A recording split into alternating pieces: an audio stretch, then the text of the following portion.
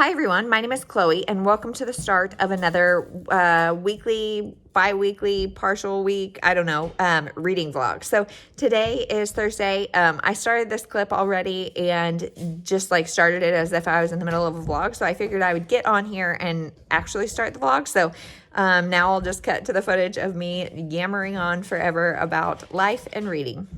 Hey everyone, it is Thursday at 11:30-ish and we have just had a fun day so far. So our friends that have looked at our house, they came over for a third time to look at the house. So they may or may not be buying it. There's a couple things they want to do to it. So they're crunching some numbers. And so that feels really good. However, that may leave us homeless. Don't really know. So it would be nice to have that sold. But anyway, so they came over this morning and then I put Annie down and Ainsley and I did a beach body workout. And then we have a giant slinky. And so she uses it as a golf tee with a ball and a little pool noodle thing and uses it as a golf tee. And I just gave her a balloon. And so that is awesome. She's just running all over if you see the balloon bouncing around back there. So that's what we've been doing today. It's really, really windy and cold outside, so it's another indoor day. I'm really hoping those will be done soon, but yeah, that is what we've been doing. So as far as reading goes, I finished Rain Shadow Road last night, and I'm giving it 4 stars. I am loving this Friday Harbor series. I really enjoy it a lot. And this book is about Lucy and Sam.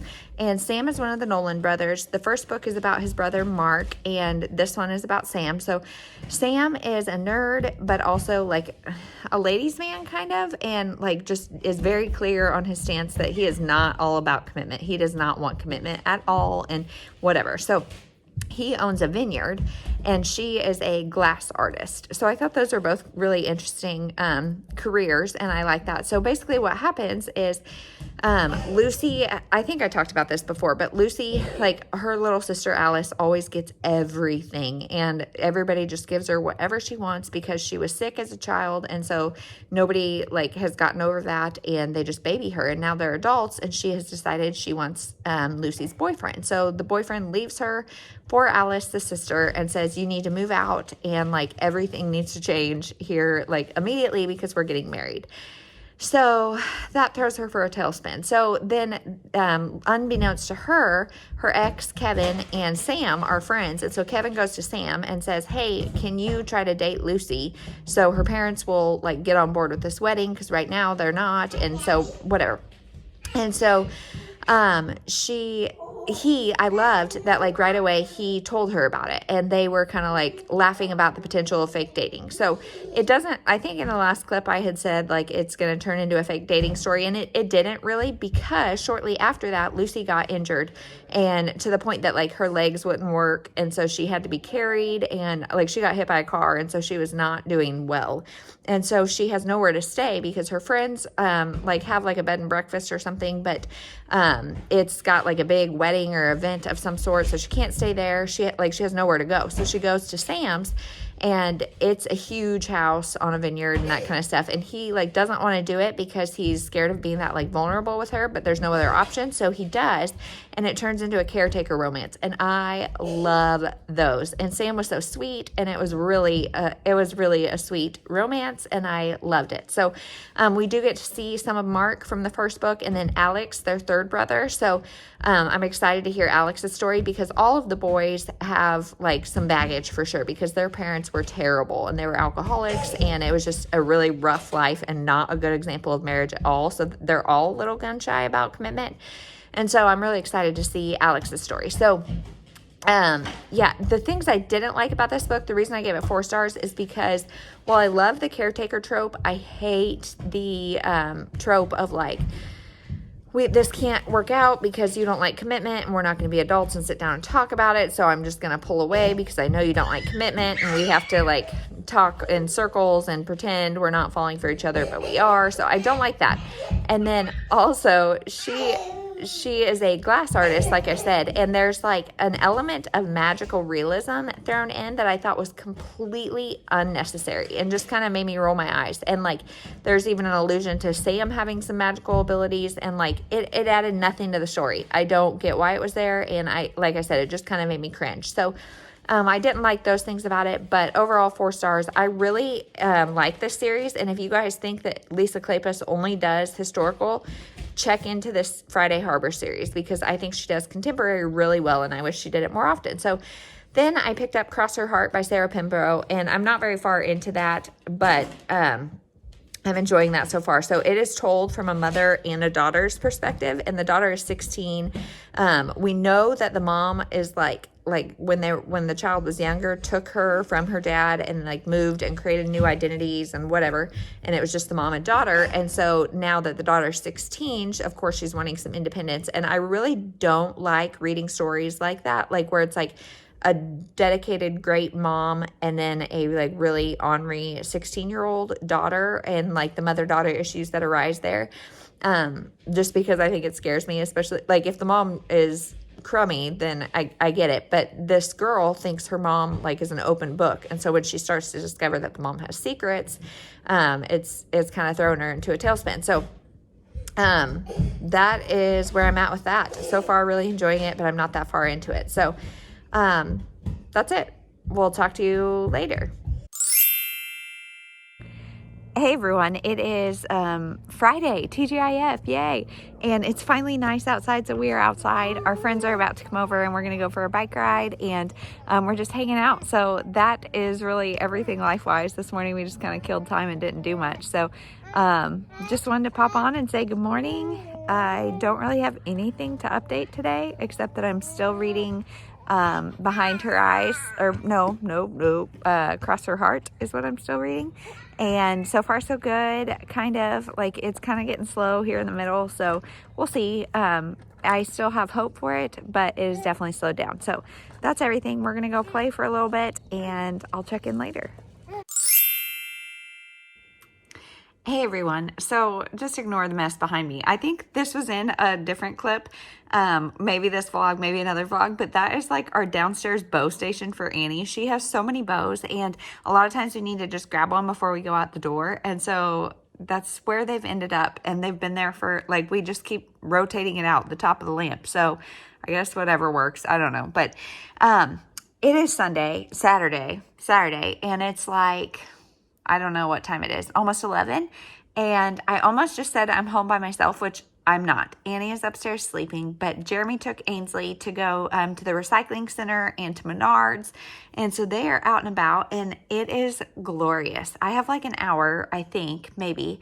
And I'm like overwhelmed. I don't know what to do. So I lifted weights. I wrote my review of Cross Her Heart, which I'll talk about in just a minute. And now I'm like, I don't know what to do. I don't know how much time I have left. So that's a little sketchy, but I don't know what to do. It's so, like, alone time is so rare, and I don't have anything, like, pressing. So that feels really, really good. But I figured I'd get on here and talk to you guys about Cross Her Heart by Sarah Pembroke. So I liked this a lot more than I expected to. I think, like, the average is somewhere around 3.5 on Goodreads, but I've heard a lot of people that I know and trust give it, like, 2 stars and not like it. And I enjoyed it. I'm giving it 3.5, more on the 3 side than the 4. But so this book is about a mother and daughter, Ava and Lisa. And at first it seems like Ava, or Lisa, the mom, is just like, she's a little helicopter-y, but she's a pretty good mom. And Ava seems to just be kind of going through the teenage rebellion, thinking her mom's not cool, you know, that kind of stuff. And I had said I don't really like to read about that. Just because it scares me having girls, and like, if I'm trying my best, I hope they at least give me a little grace at that time, but I know it's probably going to be a rocky road for at least a few years. But anyway, so that is happening. But then Ava saves this little kid, I don't know if it's a boy or girl, but from drowning, and gets their pictures and stuff all over the news and media. And so with that, Lisa's past gets exposed, and we find out that there has been a lot that she has hidden, and it's not quite as picture perfect as it seems. So I'm not going to say a whole lot more about plot, because it is a thriller, and so I don't want to like give anything away, but it's told in 4 perspectives, as well as like multiple timelines, and it kind of jumps around. And so I have read other reviews that said that was really confusing. Personally, it didn't bother me in this one. But I could see how some people wouldn't like that, especially on audio. Like, you definitely have to like pay attention, I think, to kind of figure out what time you are and what you know and what you don't know. But overall, like, I didn't think that was very bothersome. The 4 perspectives, I'm not going to tell you who they all are because that would be a little bit of a spoiler, but I feel like once the 4th perspective was introduced, the rest of it, like, kind of made sense and wasn't really twisty. Like, when it came out, I was like, yeah, I could see that. Like, that's kind of what I thought was going on. But I really did like the ending of, like, it got really fast paced, just kind of saying everything about everything and what happened. And so I enjoyed it. I gave it 3.5 stars, like I said. I would recommend it. I have not read Behind Her Eyes or really anything by Sarah Pinborough. I don't know if those are her only 2 or not, but I would give it a shot. So there's definitely some times too in that one that you have to suspend your disbelief. So if that is like a hard pass for you, like when it's all coming out, you're like, really? Like, that worked out that way? Good for you. And it also, for me, like, towed the line of what I can read as far as like child abuse and death of a child. Just because obviously I've got little kids, and so hearing about bad things happening to little kids is really hard.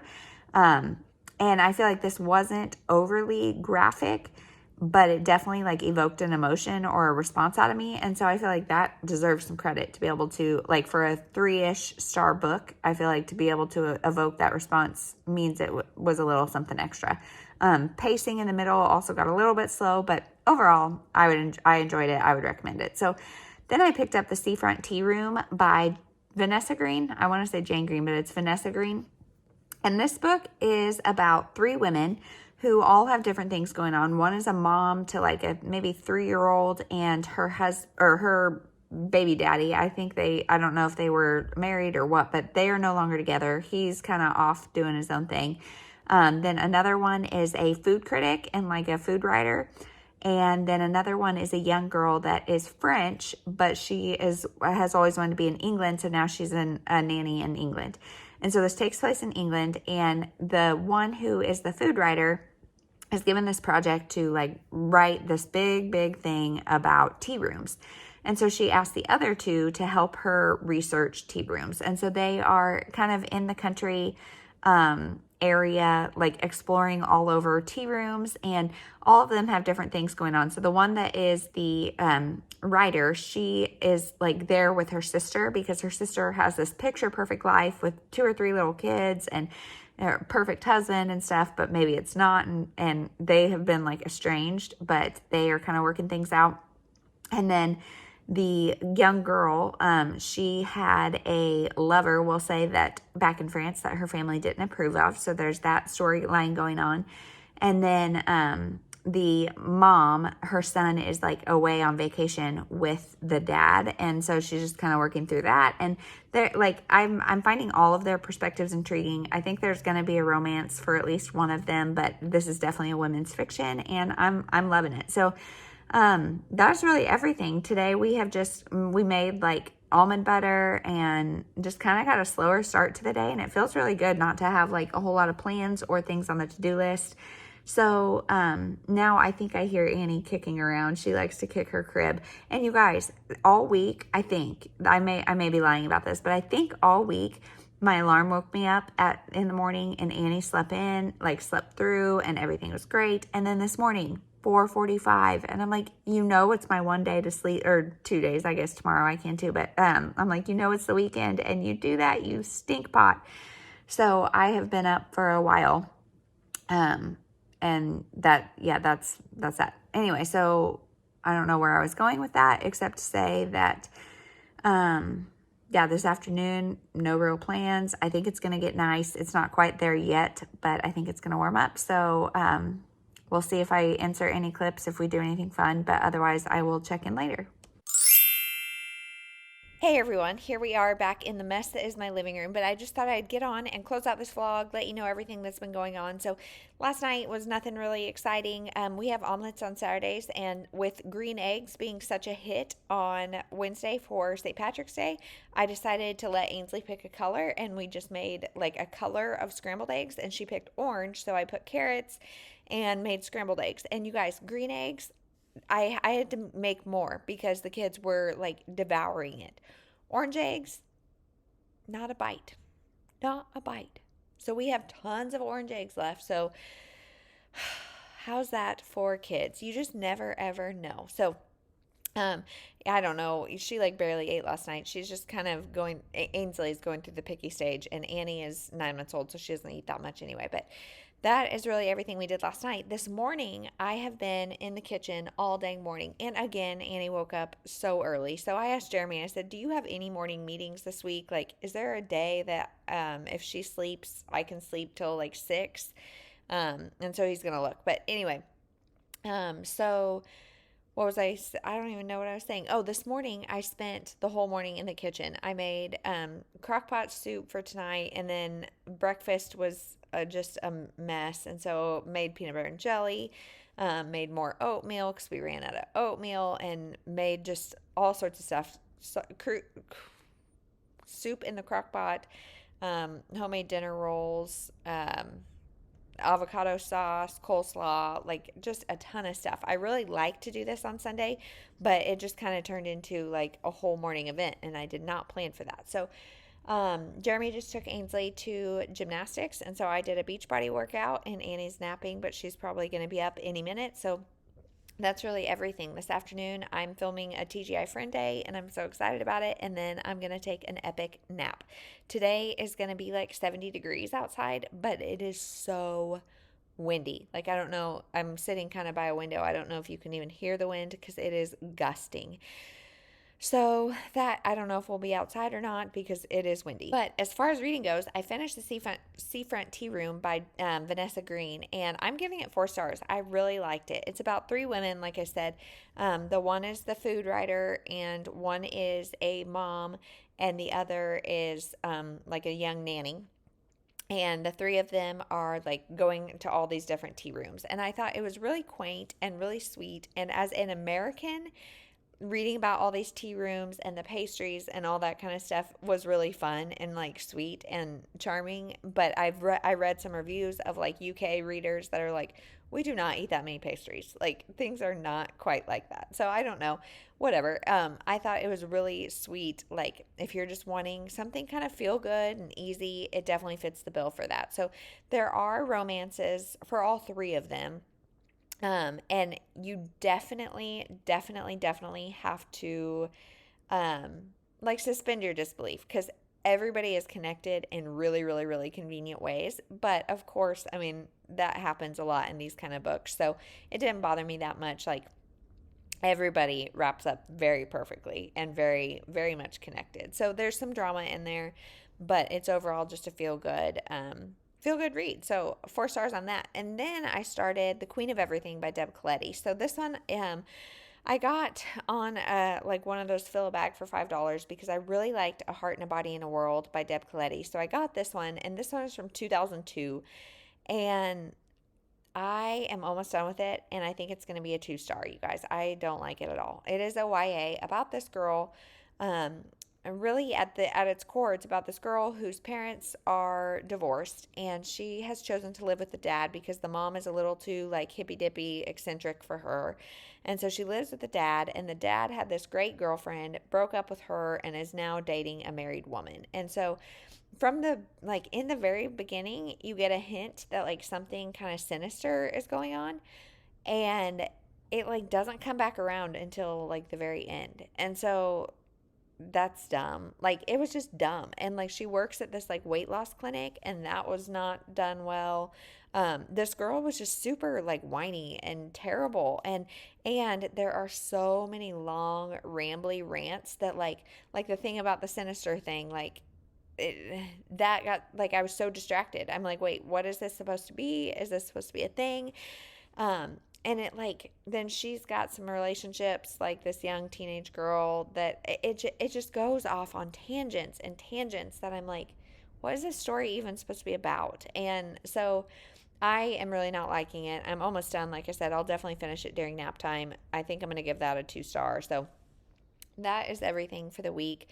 This afternoon, like I said, is just really low key. I tried to get like a lot of stuff done yesterday since we didn't have anything planned, and yet there's still a bunch of stuff to do. So I'm gonna get the letter of the week stuff ready. I'm gonna take a nap, I hope. So that is everything. I hope you had a wonderful weekend. I don't know if I'll start like I don't know. We'll see where I'm at like next Tuesday or Wednesday as to if I do 2 vlogs or one. You guys are so sweet and watching 2. I think that is just so kind of you. But it's nice that they're shorter. So we'll see. That is everything. I hope you have a wonderful weekend and happy spring.